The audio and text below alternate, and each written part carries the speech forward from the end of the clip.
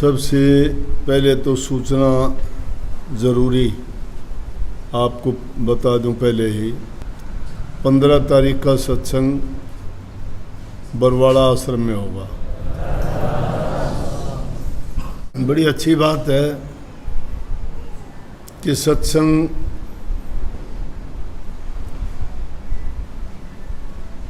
जिसको भी मिले, सत्संग करने का टाइम मिले, लेकिन उससे घर वालों को परेशानी ना हो, किसी के काम में बाधा ना पड़े या किसी प्रकार का उसको नुकसान नहीं हो, तो सत्संग में आने का लाभ है। अब घर में काम छोड़ के आ जाते हो या तुम्हारे आने के कारण तुम्हारे घर में कोई लड़ाई झगड़ा होता है, तुम्हारे घर वाले पति बच्चे ना चाहते हो कि आप सत्संग में आओ, उसमें आपस में तकरार होती है, मनमुटाव होता है, घर की शांति चली जाती है। तो ऐसे में आपको सत्संग में आने से फ़ायदा नहीं, नुकसान होगा।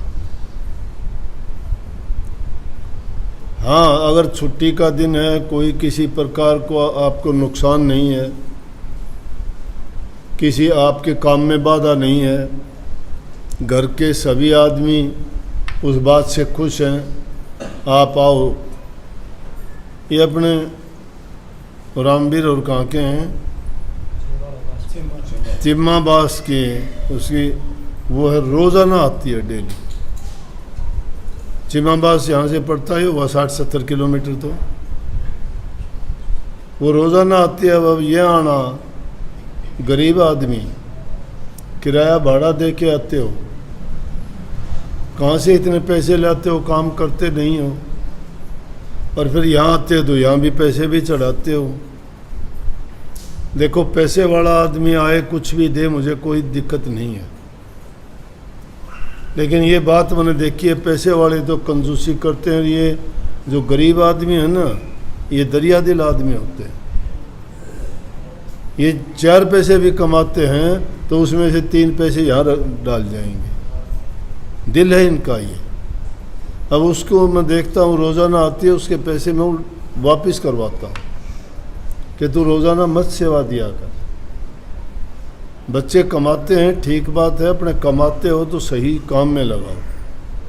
अगर तुम्हारे पास ज़्यादा पैसा है, दान करो, पुण्य करो, पर उपकार करो, गरीब भूखे की सहायता करो, किसी ज़रूरतमंद की मदद करो, कोई दिक्कत नहीं, बहुत अच्छी बात है, अच्छी आदत है, करना चाहिए। परमात्मा ने आपको इस योग्य बनाया है कि आप दूसरे के लिए कुछ कर सकते हो। ये धन की सहायता है। जिसके पास कुछ होता ही नहीं, उससे कौन मांगता है, कौन लेता है, क्या वो दे सकता है। लेकिन जिसके पास है उससे काम लेना चाहिए। जितना खर्चोगे उतना ही तुम्हें ज़्यादा मिलता जाएगा, कमी नहीं आती अच्छे काम में लगाने से। हाँ, अगर किसी बुरे काम में, पाप कर्म में लग गए ना, फिर वो बर्बाद कर देगा। कई बार जो है घर में गलत पैसा आ जाता है, किसी न किसी रूप में गलत आ जाता है। अब क्या कहूँ, रिश्वत का आ जाए, चोरी का आ जाए, किसी धोखाधड़ी का आ जाए, तो वो पैसा आपको बर्बाद करेगा, क्योंकि वो आपकी नीयत खोटी कर देगा, आपके विचारों को बुरा बना देगा, मन को दूषित कर देगा। मन फिर उत्पात करना चाहेगा, कोई शराब में, कोई कबाब में, कोई लड़ाई में, कोई झगड़े में, कोई कार गाड़ी कोठी बंगले, इन चीज़ों की ओर चल पड़ेगा, काम देगा छोड़। अब वो इन कामों में जो पड़ जाता है तो समझो ये चीज़ तो विलासिता की चीज़ है, आदमी को विलासी बना देते हैं और वो अधोगति की ओर लेके जाते हैं, अच्छा इंसान नहीं बनने देते वो। और उनका परिणाम फिर क्या होता है, शराबियों के देख लो घर बिगड़ते हुए। पैसा जिनके पास हो जाता है वो कोई ना कोई नए से नया उत्पाद करते हैं। क्यों? पैसे का घमंड अभिमान हो जाता है आदमी के पास, जिसके पास आ जाता है। महापुरुषों ने फरमाया है, कनक कनकते 100 गुना, और मादकता अधिकाए, वह खाए बोराए हर वह पाए बोरात। कनक सोने को कहते हैं, धन दौलत को। कनक धतूरे को भी कहते हैं। धतूरा का मतलब नशा, कि उसे नशा करने वाली चीज़ से ज़्यादा नशा धन दौलत का होता है। नशा करने वाली चीज़ तो खाने से पीने से नशा करेगी, लेकिन वो धन दौलत तो आने से ही नशा हो जाता है। नशा का मतलब है अभिमान। अभिमान और अहंकार जिस इंसान को हो जाता है, वो फिर भला बुरा, पाप पुण्य, परहित की बात नहीं सोचता, क्योंकि उसके विचार जब खराब हो जाते हैं वो भलाई की ओर नहीं जाने देते। और बड़ी भाग्य की बात होती है कि जिनके पास धन दौलत है, तुम्हारा कमाया हुआ है, ये बुरी बात नहीं है तो बहुत अच्छी बात है। लेकिन ऐसा कुछ होने के बाद अगर तुम्हारे पास है तो महापुरुषों के संग में जाओगे, सत्संग करोगे, उनकी संगति करने से, उनके विचार सुनने से, उनका उपदेश जब सुनोगे तुम्हें पता लगेगा कि किस काम के करने से तुम्हारा हित होगा। वो पैसा कहाँ लगाना चाहिए।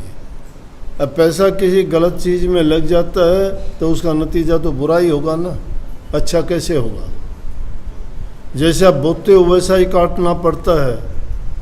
अब बुरे खोटे काम में लगेगा तो नीत भी खोटी कर देगा। अगर वो गलत तरीके से कमाया हुआ खाते हो तुम्हारे विचारों को भी खराब कर देगा। इसके बड़े बड़े उदाहरण हैं जिन्होंने कहा, कई महात्मा लोग एकांत में रहने वाले भिक्षा मांग के क्यों खाते थे। वो एक घर में भी रोटी लेके खा सकते थे। वो किसी एक से भी कह देते, भूख दो रोटी की होती थी। पुराने ज़माने में तप करने वाले साधु लोग, योगी लोग जो बाहर रहते थे, वो भिक्षाम लेने के लिए गृहस्थियों के पास आते थे, क्योंकि एक खाली पेट भक्ति नहीं होती, ज़रूरत होती है सुधा को मिटाने के लिए। कबीर साहब ने, कबीर खुदा कुकरी करे भजन में भंग, ता को टुकड़ा डालकर भजन करो निशंक। भजन करने वाला भी, उसको भी रोटी की ज़रूरत है, कि ये भूख उस कुत्ती की समान है। इसको जब तक टुकड़ा नहीं डालोगे शांति नहीं आने देगी। इसलिए उसको टुकड़ा डाल के फिर निशंक होकर, निश्चिंत होकर भजन कीजिए। जब तक मन में लालसा लगी रहती है, किसी चीज़ की तड़फ लगी रहती है या चाह बनी रहती है, तब तक भक्ति की ओर नहीं चल सकते। इसलिए पहले जिन चीज़ों की ज़रूरतें हैं, आवश्यकता है, पेट में भूख है, प्यास है, शरीर में दर्द तकलीफ़ है, पीड़ा है, इन चीज़ों से जब तक पहले आप नहीं छूट जाते तब तक भजन की ओर नहीं जाओगे। जिसको जो भी पीड़ा है उस पीड़ा में ही उसका दिमाग लगा रहेगा, उसी में उसके विचार लगेंगे। तो वो साधु लोग भी जब गृहस्थियों के पास आते थे, एक घर से भिक्षा नहीं लेते, नहीं तो एक में ही कह देते, माई दो रोटी दी है मैंने खानी है। और पुराने ज़माने से गृहस्थी लोगों का एक काम था, जब साधु दरबार धर्म पे आता था तो वो हाथ जोड़ के बंदगी करते थे और कहते थे कि साधु बाबा आ गया, इसको दो कुछ ना कुछ। साधु दरबार पे आए और वो खाली जाए तो गलत है। आजकल ये बात नहीं है। आजकल साधु भी पाखंडी हो गए। कुछ ऐसे मांगने खाने वाली जातियां साधु का भेष बना लेते हैं और गृहस्थियों के जाके उल्टी सीधी बात करते हैं। कोई ज्योतिषी बन जाता है, कोई वैद्य बन जाता है, कोई कुछ बन जाता है, और ऐसे गृहस्थियों का दिमाग और बुद्धि को फेर देते हैं कि तेरे लड़के को ये है, तेरा उस दिन तेरा ये ख़त्म हो जाएगा, तुम्हारा ये नुकसान हो जाए। गृहस्थी लोग डरते हैं। क्यों डरते हैं? वो सोचते हैं कि कभी इसने, ये भगवान का रूप है, इसने वस्त्र जो पहने हैं साधु के हैं, कान पड़ा रखे हैं, तिलक लगा रखा है, बाल रखे हुए हैं, साधु महात्मा है, ये सिद्ध पुरुष है, ये तो सब कुछ जानता होगा, इसलिए इसने जो कही है ये बात गलत तो नहीं होगी। डरते हैं। तो डर के मारे बेचारे गिड़गिड़ाते हैं कि बताओ क्या करें। फिर वो कुछ का कुछ उनको लूटते हैं। क्यों? उनका जादू चल जाता है। वो समझ जाते हैं कि अभी तेरे काबू में आ गया, जो कुछ बताओ कह देते हैं, ये कर दो, वो कर दो, मेरे को ये दे दो, मैं तुम्हारे नाम की माला फेर दूंगा, जप कर दूंगा, कोई ये मंत्र लगा दूंगा, वहाँ मैं इसका इलाज करूंगा, उसमें इतने पैसे लगेंगे। लेकिन मेरा कहने का मतलब ये था, ये तो बीच में बात दूसरी आ गई कि वो एक घर से भी मांग के अपना पेट भर सकते थे, लेकिन नहीं, एक घर में लेने से जैसे वो एक घर के आदमी के जैसे विचार होते, भोजन में उस कमाई का कैसा अन्न है, फिर उसके बढ़ाने वाले का कैसा मन है, फिर उस पर किसकी दृष्टि पड़ी है, किस भाव से उसने बनाया है, उसमें सारे गुण मिले हुए होते हैं।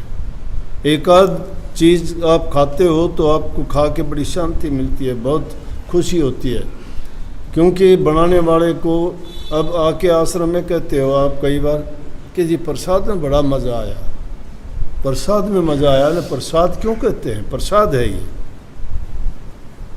ये किसी ने दुखी मन से नहीं बनाया, ये जो बनाया ये उन्होंने नाम को जपते हुए, यहाँ का वातावरण जो है पूरे सच्चे मन से और पूरे पवित्र दिल से, पवित्र भावनाओं से जो चीज़ बनाई जाती है वो पवित्र अपना असर दिखाती है।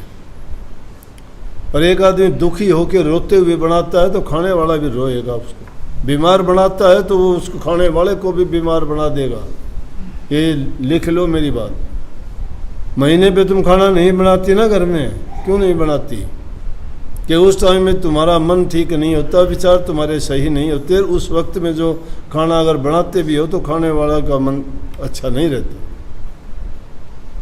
इसलिए वो एक घर का भोजन नहीं खाते थे, क्या पता किसने कैसे बनाया, थोड़ा थोड़ा थोड़ा थोड़ा 10-20 घरों में से लेते थे और खाते वक्त वो एक एक गास या सबको इकट्ठा मिला के, स्वाद नहीं पेट भरने के लिए खाते थे, ज़रूरत के लिए खाते थे, आनंद के लिए नहीं खाते थे। वो सबको मिला तिला के अपना पेट भरने के लिए, उसमें सबके विचार बुरे थे तो थोड़ा बहुत बुरा भी आ गया, भले थे तो भी आ गया, भक्त करने वाले के थे तो वो भी आ गए, सच्चे थे तो वो भी आ गया, चोर था तो वो भी आ गया, लेकिन सबके मिलने के बाद कोई एक विचार नहीं रहता था। तो उन पर सब पर उसके खुद के विचार हावी रहते थे, इसलिए वो ये भोजन इस तरह से खाते थे। अब तो किसी बात का ख्याल ही नहीं है। जीवन में ये छोटी छोटी बातें हैं और उन पर गौर करने से इंसान को पता लगता है। तो आदमी को अपने विचार और ख्यालात जब तक तुम्हारे पवित्र नहीं, सत्संग तो सुधार देता है इंसान को। अब इतनी बात बताने से इन बातों को आप अपना लोगे तो कितना सुधार हो जाएगा। लेकिन मानते तो हो नहीं ना, कोई बात भी सुनते हो, सुनने के बाद चले जाते हो, सुनने में आनंद आता है, करते नहीं हो।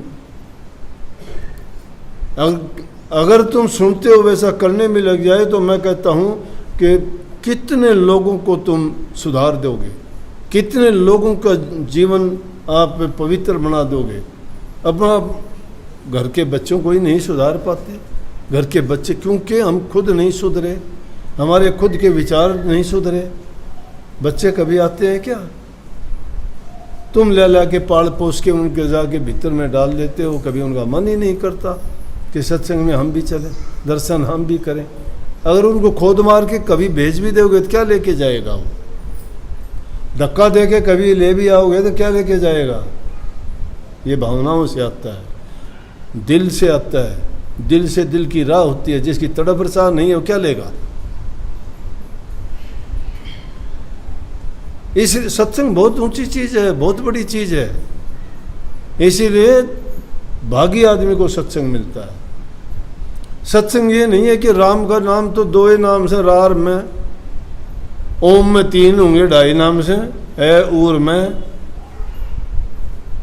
ओम नमो नारायण में 3 से, तुम 5 ले लेते होगे, ज्योति निरंजन ओंकार रारंग सोम सतनाम, तुम राधा स्वामी 1 नाम ले लेते होगे, उसमें मुक्ति होगी क्या?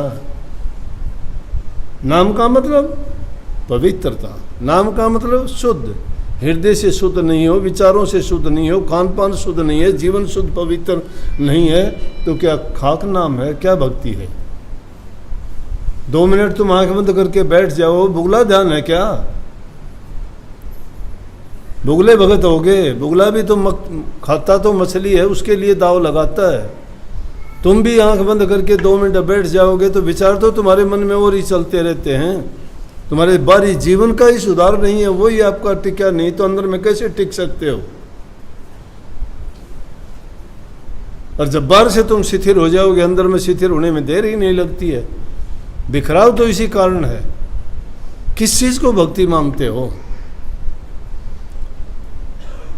सत्संग और नाम को जाने नहीं, डींग मार देते हैं। मैंने बड़े महाराजियों से नाम लिया था। क्या लिया था तूने? बड़े महाराजियों से नाम लेके क्या किया तूने? किया कुछ बड़ा काम? फिर तो मानते भाई, बड़ा काम किया तूने। सुधार तो तेरे अंदर लेश मात्र भी नहीं आया। नाम कोई पंसारी की दुकान की वो पुड़िया है क्या? किसी को मिल गया और पार उतर गया, ऐसे नहीं उतरता। अपने जीवन को शुद्ध बनाओ, पवित्र बनाओ, अपने मन और विचारों को ऊंचे रखो। खान पान अच्छा होना चाहिए, घरों में प्यार प्रेम शांति होनी चाहिए, जवान में मिठास होना चाहिए, परहित और परोपकार होना चाहिए, बूढ़े बुजुर्ग की सेवा और प्रेम करो उनसे, भूखे गरीब की सहायता और मदद करो। ये नाम है। ये अगर चीज़ तुम्हारे जीवन में आ गई, तुम्हारा चरित्र बहुत अच्छा है। चरित्रवान जो इंसान बन जाता है वो सबका हितकारी है। वो सर्वजन हित की, सर्वजन सुख की बात करता है। और जो अपने तक सीमित होते हैं वो कुछ नहीं कर पाते। एक तो तुम दूध गाय का निकालते हो, मर्जी से देते, एक उसका डंडा लेके पीट के निकालते हो, वो दूध बराबर है क्या? सत्संग स्वेच्छा से आना होता है, लेकिन सत्संग में आके कुछ ले जाना होता है। जो लेके ही नहीं जाते सत्संग में आते ही नहीं। पहले चीज़ तो आते ही नहीं। आते हैं नौकरी के लिए, आते हैं पैसों के लिए, आते हैं कि बीमारी ठीक होने के लिए, आते हैं कि शादी के लिए, आते हैं परीक्षा में पास होने के लिए। हर चीज़ में लाभ ही लाभ चाहते हैं, लेकिन सब चीज़ों का जिसमें लाभ है वह चाबी लेते ही नहीं। सतगुरु तो उस खजाने की चाबी देते हैं कि जो ज़रूरत हो वो निकाल लो। सत नाम धन पूंजी और संतन हाथ कुंजी, वो पकड़ा देते हैं, लेकिन हमें ख्याल ही नहीं है। पूंजी तो परमात्मा ने तुम्हें दे के भेजी थी, बुला दिया उसको। साहूकार की पूंजी लहर देनी ना बिचारी, आगे की तेरी पड़त उठगी कोडी नहीं उधारी। बिन जे कैसा किया रे हो सौदागर व्यापारी। सौदा करने आए थे, सांसा रूपी पूंजी बहुत दी थी, क्या कर लिया?